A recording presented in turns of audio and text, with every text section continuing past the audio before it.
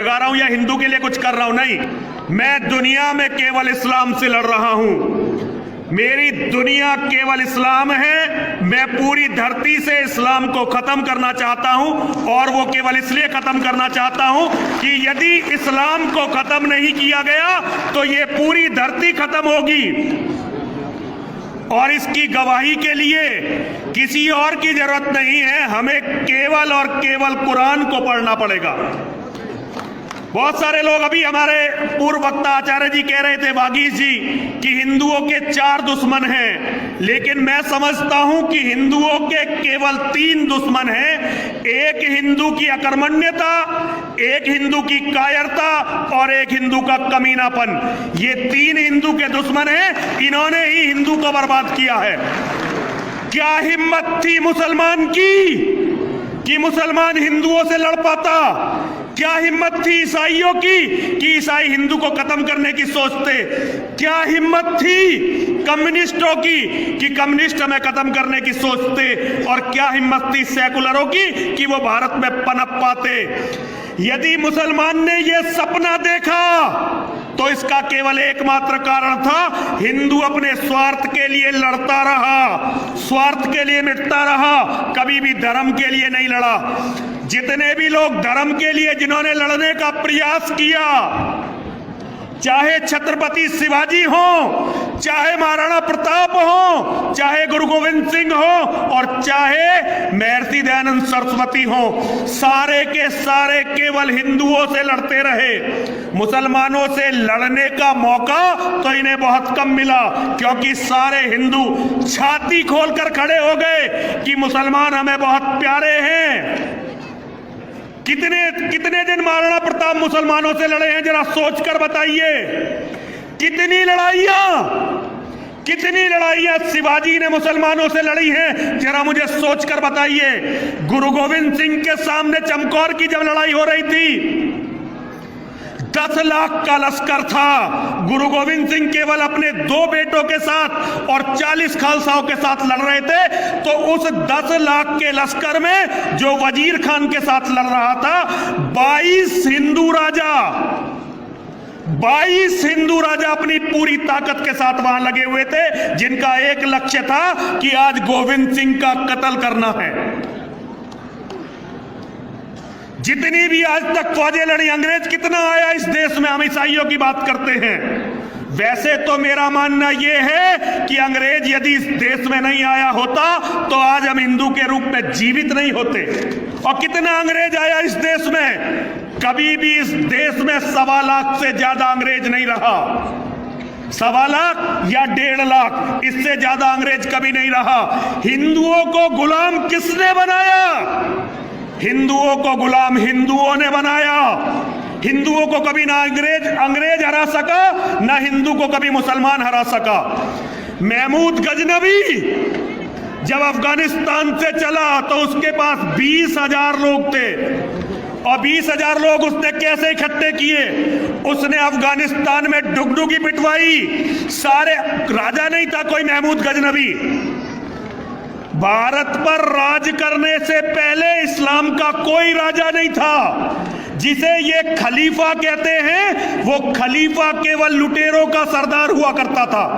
अरब की अर्थव्यवस्था केवल मसाले बेचने और डकैती लूटमार पर आधारित थी। पूरी मेरे पास इसकी थीसिस है, कभी अगर ईश्वर ने समय दिया तो मैं दुनिया के सामने इस विचार को रखूंगा।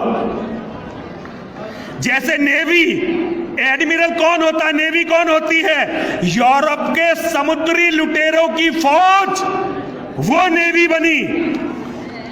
अफगानिस्तान के लुटेरे इकट्ठे होते थे, उन्हें संदेश दिया जाता था कि हमें भारत पर आक्रमण करना है। जहां सोना गलियों में बिखरा पड़ा है, जहां की औरतें परियों से भी ज्यादा खूबसूरत हैं, और जहां नामर्द रहते हैं जो उनकी हिफाजत नहीं कर सकते। महमूद गजनवी गारंटी देता था अपने सरदारों को कि तुम मेरे साथ भारत चलो, भारत में बहुत बड़ा वर्ग है जो तुम्हारे स्वागत के लिए खड़ा हुआ है। मुसलमानों की फौजें, लुटेरों की भूखी नंगी फौजें, उनके पास केवल तलवार हुआ करती थी और घोड़े हुआ करते थे। जब वो भारत को लूटने के लिए चलती थी तो यहां बहुत सारे राजा अपने पड़ोसी को हराने के लिए, अपने भाई को हराने के लिए, अपने साथी रिश्तेदारों को हराने के लिए उस फौज के साथ लग जाया करते थे। आज भी हम उसी मनोवृत्ति से लड़ रहे हैं।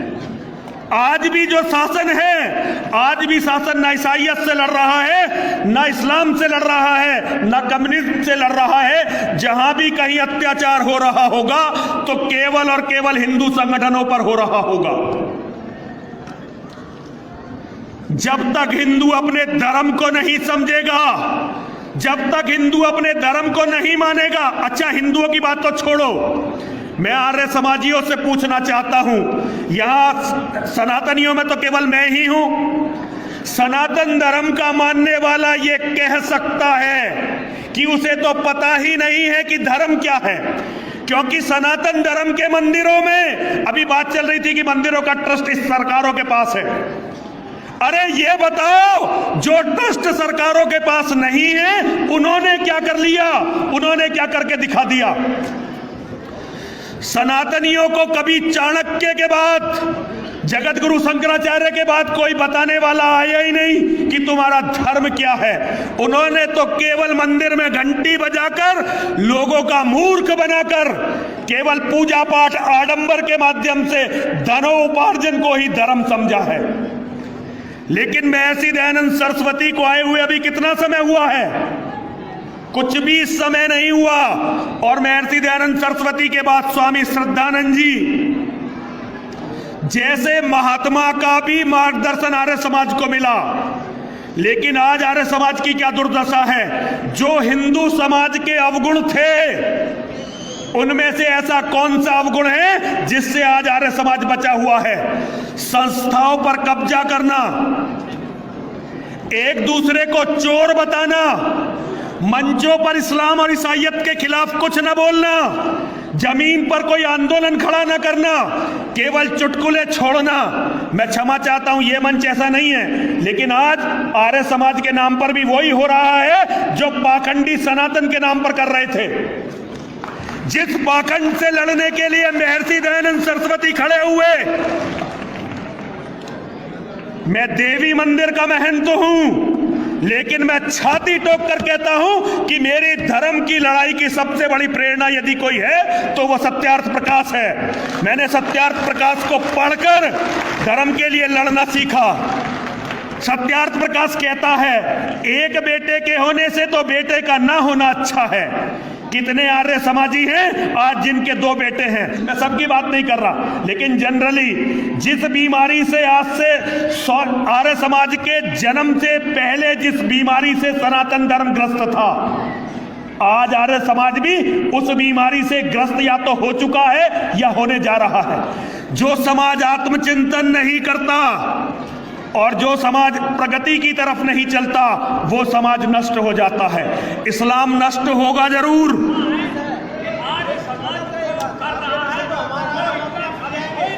ये मुझे मत समझाओ, ये मुझे मत समझाओ महाराज मुझे मत समझाओ। ये समझाओ उन मुसलमानों को।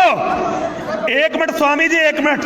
आपसे कम आर्य समाजी नहीं हूं मैं, आपसे कम आर्य समाजी नहीं हूं। और आप बात को पकड़ने का कोशिश करो कि मैं क्या कह रहा हूं। मेरी बात काटकर आपको कुछ नहीं मिलने वाला।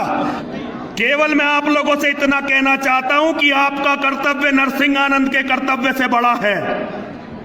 मैं केवल आपसे इतना कहना चाहता हूं। इसका कारण समझिए, अभी महर्षि दयानंद सरस्वती के शरीर को पूरा हुए कितना समय हुआ है? महर्षि दयानंद सरस्वती ने सत्यार्थ प्रकाश लिखा, 13वां समुल्लास ईसाइयत पर लिखा, 14वां समुल्लास इस्लाम पर लिखा। क्यों? क्योंकि उनका कारण था, वो चाहते थे कि हिंदू धर्म में आप सारी विसंगतियों को दूर करो और उसके बाद धरती से ईसाइयत को और इस्लाम को खत्म करो। कितने आर्य समाजियों को आज ये याद है कि हमारा लक्ष्य इस्लाम को खत्म करना, दुनिया को आर्य बनाना है।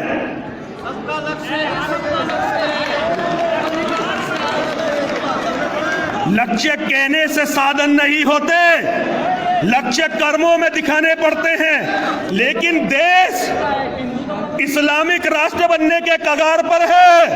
यदि मुसलमानों की जनसंख्या को नहीं रोका आप लोगों ने और अपनी जनसंख्या को नहीं बढ़ाया, तो 10 साल बाद इस देश का प्रधानमंत्री मुसलमान होगा और दुनिया याद रखेगी कि नरसिंहानंद जब आर्य समाज के सम्मेलन में आया और इस बात को कहना चाहता था, तो आर्य समाज के सन्यासियों ने खड़े होकर नरसिंहानंद का विरोध किया था।